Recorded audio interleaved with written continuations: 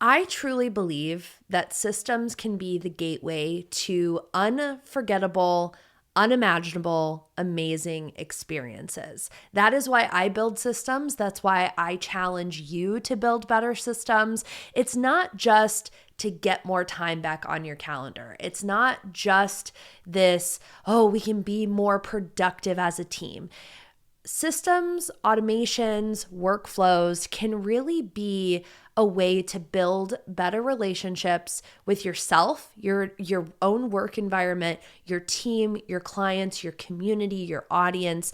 The way that you show up is the way that people remember you. It's the reputation that you build. And my number one goal this year is to frankly be better at that. I love to network. I love going to events.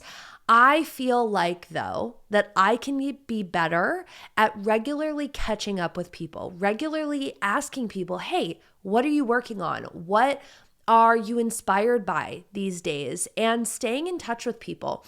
And it's interesting because I held a meetup, my community after hours here in Austin. We meet a couple times a month. And so our January meetup, we were talking all about my if this then what method and how to, think about building better workflows and automating. And one thing that, came up in this conversation was this idea of awkwardness when it comes to building relationships and continuing relationships after invoices are paid or, after the formal working relationship is done. And I think I've come up with what I think is the best solution for me in order to achieve this desire for better experiences, this desire to know more about the people in my ecosystem. Because what's the point of adding someone to your CRM or collecting their business card on Hi Hello if you're not going to do anything with it? So a few things, if you don't know about me, I am a history nerd. I love a good on this day in history. I also, as many of you know, am a huge foodie. I love good food. I love fun food. I just love food. I love to eat, but I also love coffee simultaneously. You guys know this about me. So what better way to continually build relationships, to continue to keep conversations going, and honestly, in a selfish way, be really fun in someone's inbox, kind of catch them off guard, then send strategic automated emails that give a fun fact, that open the door a little bit more to knowing who I am and connecting on more human ways than by building an automation every other month that basically sends them an email and says, hey, on this day in history, this happened, or Happy National Pizza Day. Did you know this? So that is what we are going to build in this video. I'm going to use Stepper to do it. But like I mentioned in my last video, one of the really cool things about Stepper is that with Stepper AI, you don't have to have all the answers before you start building. That is probably one of my favorite features that they have, is that I can actually go into the AI and say, hey, I have this idea. How do we execute it? And, I think this workflow is going to utilize loops and be able to basically every year send this email to someone in my CRM. What I want to do is I want to pop over to Stepper and we are going to start ideating on this workflow, because to be totally honest, I have this big vision, but I have no idea where I should start or how I should start. So let's pop over to my computer and build this workflow. Okay, so to get started, let's just dump our ask into Stepper. So love this idea. Set up a scheduled trigger. So check daily or weekly for upcoming holidays, query your Notion CRM, check current date against holiday event calendar, match contacts to relevant holidays, use AI to personalize each email, which we already have the emails written. I did those in Claude.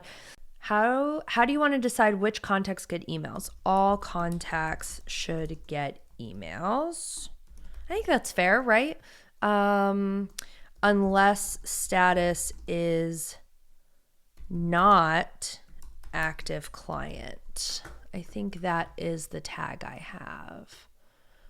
active project. So I think if they are not an active project, they should get these emails, because that might be like super weird for a client to be like, why are you emailing me about this? Because the idea is that we want to continue the relationships after the invoice is paid, as they are, just people in our network, not necessarily people that I'm actively working with and talking to every day. I think that would be confusing.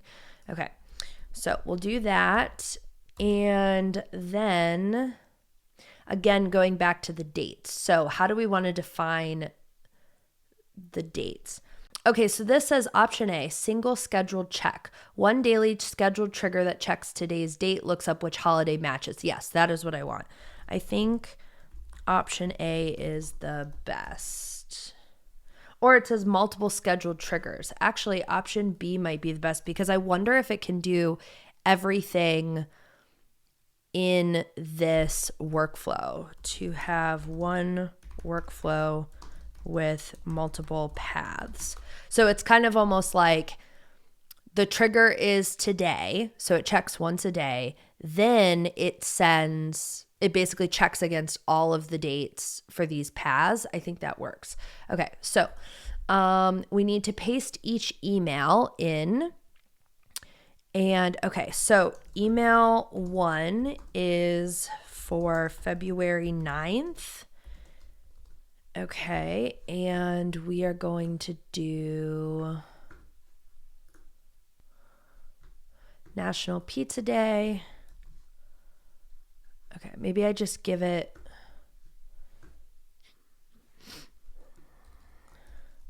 create placeholders for now for the rest of the 7 emails, and I will override with the content after. I don't want this holding me back. Okay, so now it's asking CRM structure. What are the exact property names for Notion POC email? I don't know why it's asking me this. It should be able to pull up status. Okay, perfect. So let's just send this. All right, so it's going to start doing that. I'm curious how this is going to do this. Okay, so it's just going to use placeholder dates. That's fine. Great. Now I need to look up your Notion CRM, get the exact database ID. Yes, you do.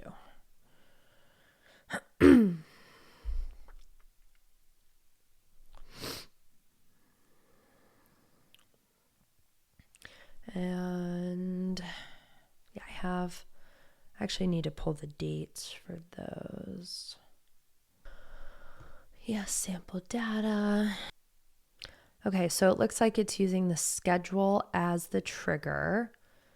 Okay, and so now we're using what's called loops on Stepper. So basically what this means is that it's always going to run. So basically once people get to the end of the workflow, they're going to re-enter at the beginning.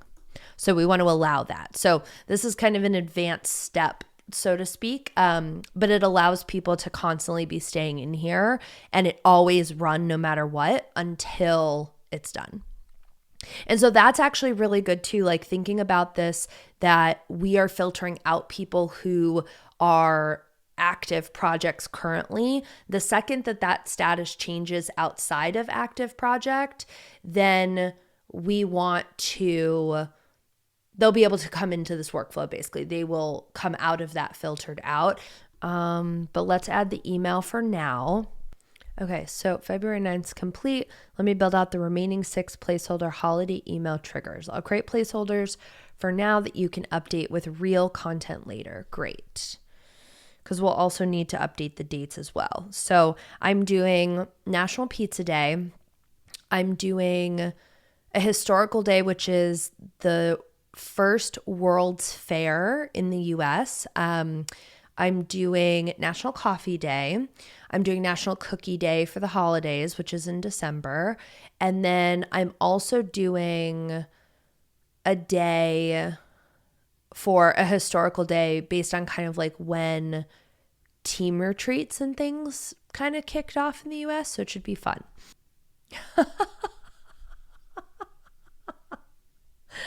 Oh, that's so funny. So it just finished all of the workflow steps. And then it said, great, let me remove the duplicate paths that were already in the workflow. Oh, wait, I just deleted everything I created.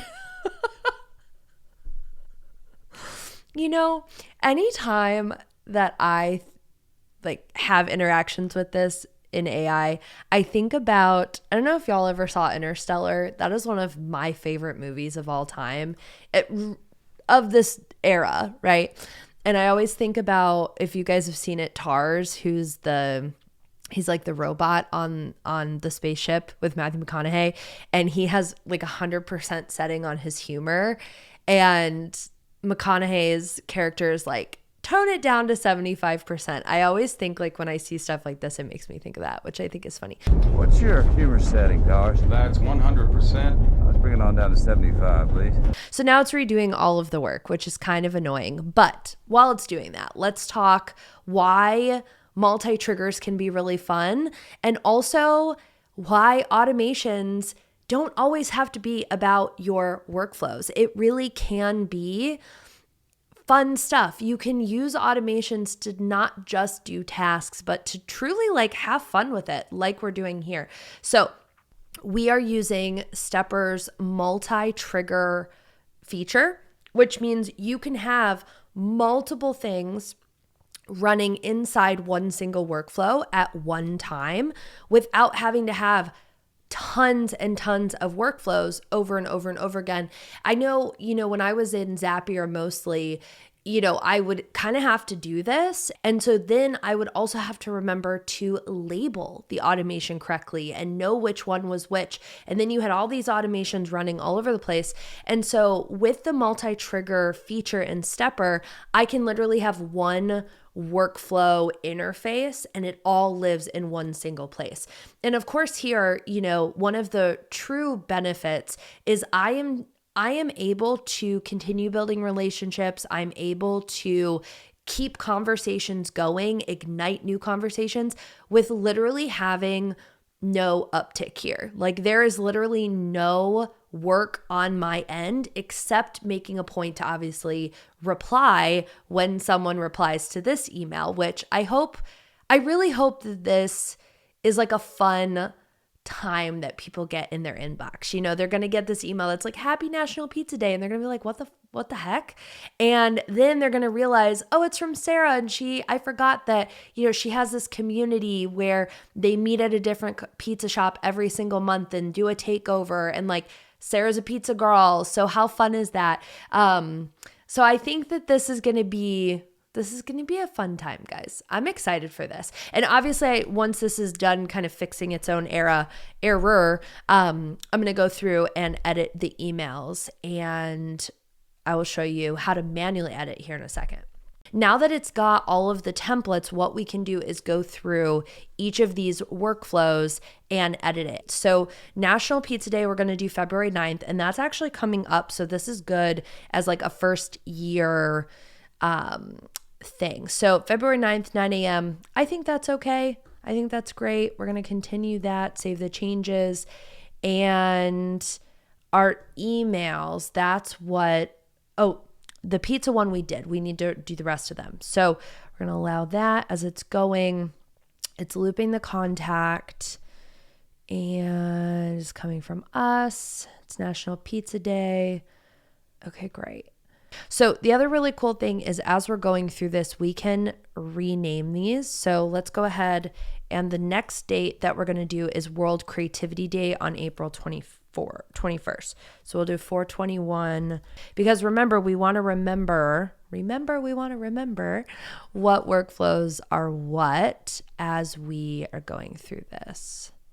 Okay, so our workflow is finally done. And the great thing about this is now all year, I'm reconnecting with people from my CRM, people I've met networking, past clients, prospective clients that maybe just the budget wasn't there, but we want to stay on each other's radar. That allows me to continually connect with people. And I think all I need to do now is set a G calendar reminder. Maybe we'll say for middle of December to basically go in here and either keep the same holidays every year and maybe tweak the emails a little bit, or come up with all new holidays. I think that could be really fun too, just to kind of switch it up, because the majority of people in your CRM are there forever, and people might catch on, but also they may not. So, I think something like this you could keep in rotation every 2 years, change it, every year change it, whatever you want to do. And also, I think this goes to your CRM in general, is making a point every year to do a little cleanup, decide who stays, who goes, and there's some other things you could also do in here to make things a little more personable. Link your LinkedIn or link your YouTube channel and allow people to connect with you on the platform of their choice if they don't necessarily want to just remember to connect with you over email as well. So great example of using Stepper's multi-triggers, great example of building a workflow that yes is work, but has nothing to do with our processes, has more to do with the human side of things. And overall, this checks a massive box for me for making a point to reach out to people, regardless of how busy I am throughout the year and on random times of the year too. So very excited. So if this is something you're interested in, feel free to steal this workflow for yourself, tweak it, make it your own. And that's it for today's video. If you haven't already done so, smash that subscribe button. And also, we have a really cool Discord community for Stepper. So if you are new to the platform, you want to show off what you're building, you have questions, feature requests, it's a great way to do that. So you can click on this QR code right here. And also check out this playlist as well, because it has all of the content that we are making about Stepper to help you on your automation journey.